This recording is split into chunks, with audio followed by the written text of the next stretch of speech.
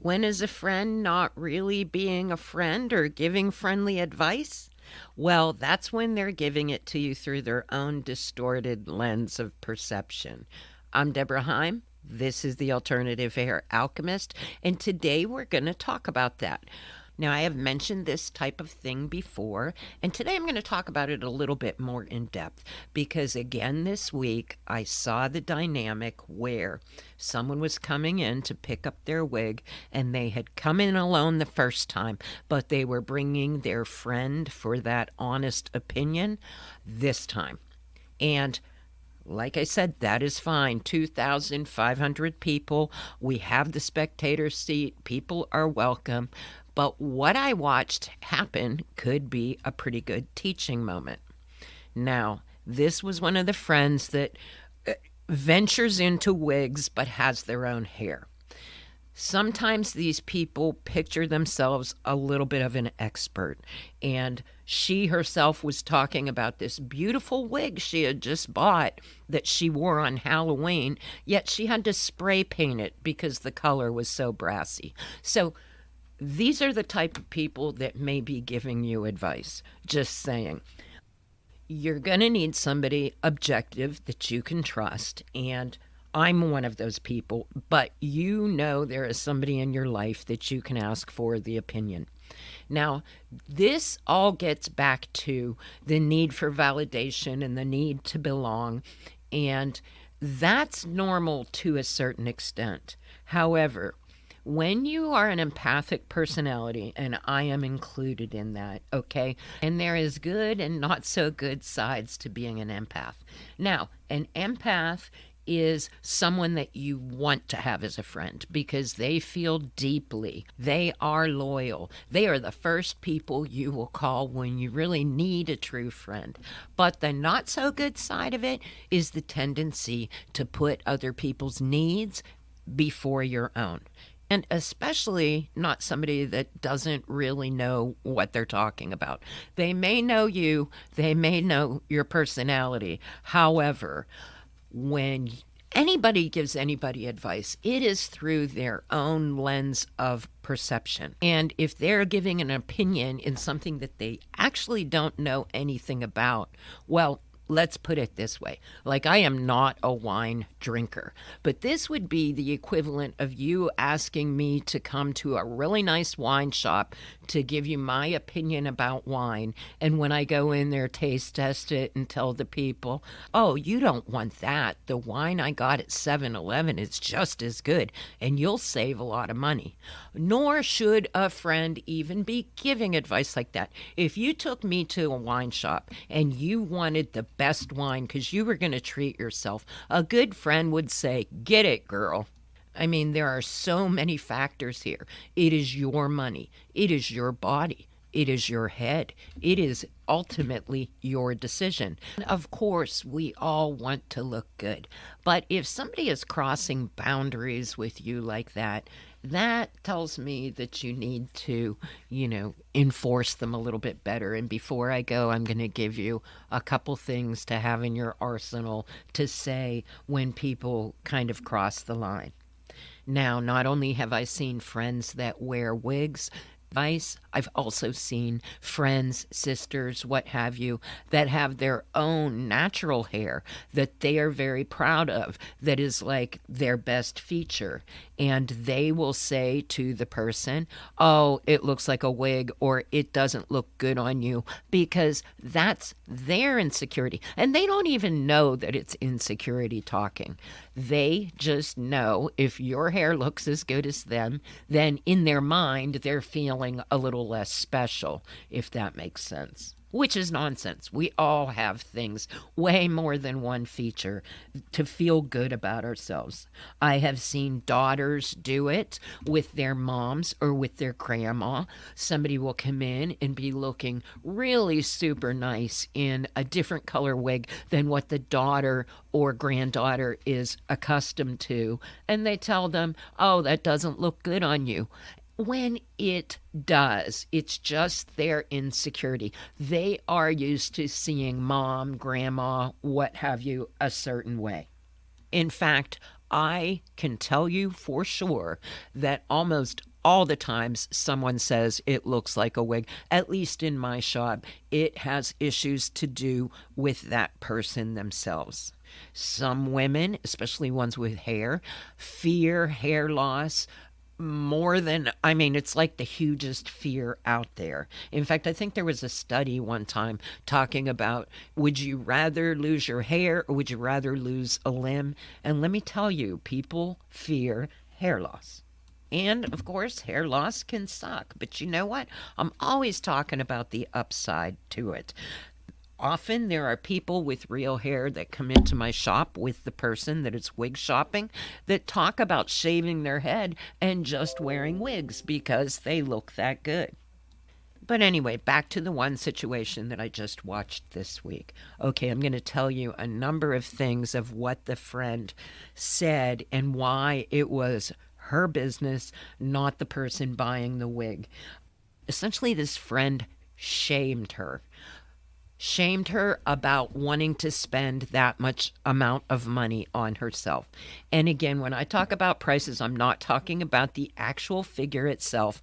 I am talking about person A that would never spend money on themselves telling person B not to do it and actually shaming them. Man, if you have friends like that, you need to find better friends. Another thing she said, well, I thought you told me you ordered a red one. This was like a brown, golden, auburn shade, and I don't know what the friend was expecting. But again, who cares what she told you she ordered? And why is that even an issue? Just look at the lady and tell her how fantastic she looks. But that's it. She didn't want her friend to look better or younger than her because she knows her natural hair is, not as gorgeous as the right alternative hair. Trust me on that. So, if there are people in your lives, oh, and I forgot to say, significant others, boyfriends, girlfriends, husbands, wives. I've seen wives do it to husbands. Like, oh, you don't want to spend the money on that. And the dude left my shop crushed because he wanted some hair. So, I mean, don't let people take joy out of your life. How can you fix it? You can start by saying no and asserting yourself in small steps. Like, set a goal. If you have one person that's pushy all the time to you, set a goal of saying no to just one thing, something. And when they push the issue, say no. And when you're able to say no or stick up for yourself, celebrate that. Another thing you might want to do is keep a journal. I can't tell you how important it is to write out your feelings for a couple reasons. Number one, it gets them out. And number two, when you look at that on paper, you can see patterns. And once you become aware of something that's going on, then you are empowered to change it. And I suggest doing a journal on all your alternative hair. If it's your wig choices, what worked, what didn't, because then you're going to see a pattern. I had somebody that I helped with this, and here she was buying something that was going to look similar time and time again. And, if 5 things that look like A don't work, it's time to try B. But she would not have known it without figuring out what hadn't worked for her. And as far as hair, as far as style, why do your friends have to like it? You can be the first. You can be the first to set the trend. In my life, the one area I have been bravest about has been clothing or hair. I am proud to go ahead and take that first step so that other people feel okay to do it. But you can be the one that sets the trend. In fact, you probably are already. If you are someone that has come along in your alternative hair journey and you've shared that with somebody else that's had hair loss, you are empowering women to take action because that is how trends start. As soon as somebody does it, then it's okay for everybody else to go ahead and do it. And you know what? That can be a good thing. I still had someone in my shop this week that was worried that when she went into work that somebody was going to know. And I'm like, no, what? Because you know what? It is safe to wear alternative hair. You have permission to wear alternative hair. You have permission to spend on yourself. You have permission to have more than one wig or topper. How about that?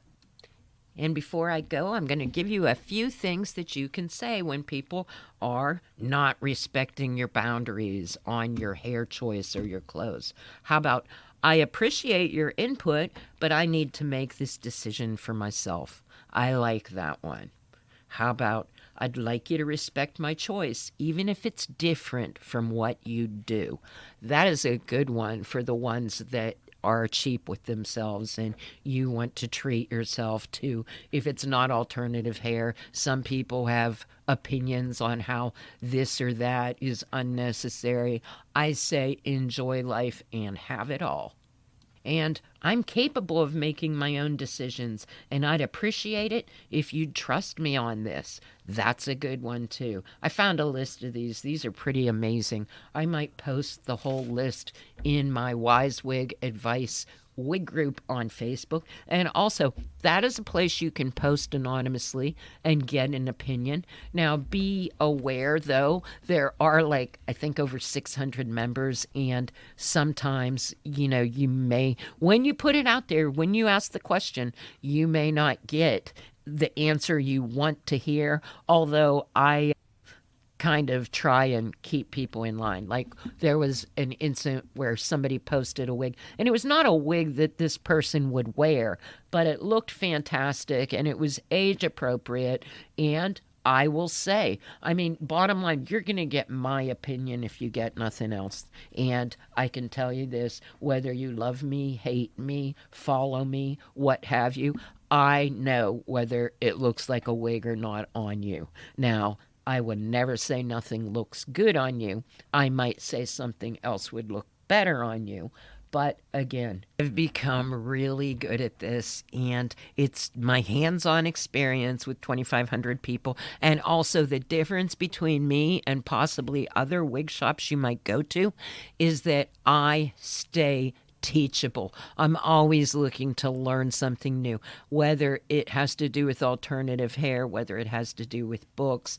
Sometimes I see people get stale, hairdressers, wig shops, that's something like you've always got to keep moving forward. If you're not moving forward, you are moving back. And hopefully I said something that helped you this week. Until next week, peace, love, and alternative hair.